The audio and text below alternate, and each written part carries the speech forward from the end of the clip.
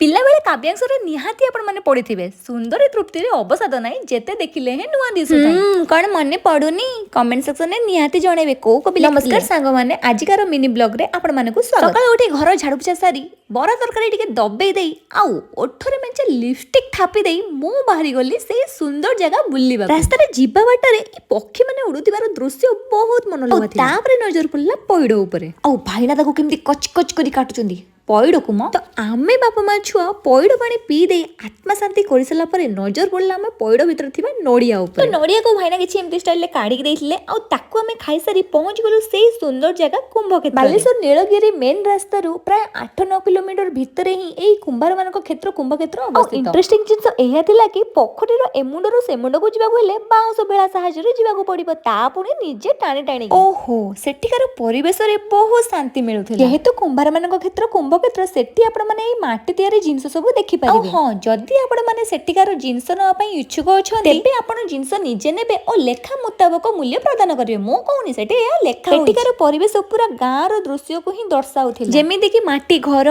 ढिंकी सगड़ मने पके दउला सेई पुराना स्मृति पिला दिने ए सब जिंस मो गां रे मामू घरे सब देखिथिले आ एबे ए सब जिंस सो पिसाकार देखा रहिबा को इच्छा करले सेठी टेंट हाउस रो मध्ये सुविधा अछि नीलगिरी आसीछु माने जगा दर्शन न करी जिबा ता तो संभव जगा दर्शन सारी आमे पहुंची एइलु प्रसाद पाखरे आ प्रसाद रो पेटे शांति रे खाई देई बाहरी पड़लो बालेश्वर आ बालेश्वर रास्ता रे जिबा बेले देखिलु ए बॉडी फिटनेस शो चलथिला देखि पारछन तो फ्रेंड्स गोटे दिन रे मो केते घाई घाई हे कि बुलुची से बुलाबुली सेति थाउ चाहा पीबा टिके हेइ शीत दिन चलछि परा चाटे पीबा निहाती दरकार ना खाली को मो फरमाइश मो झियर फरमाइश भी पूर्ण तो आमे आसी पहुंच गेलु डोमिनोस रे पिज्जा खाई सारी एबे सीधा घर को भिडी भल लागले कमेंट करबे लाइक करबे सब्सक्राइब करबे रहले जय जगन्नाथ।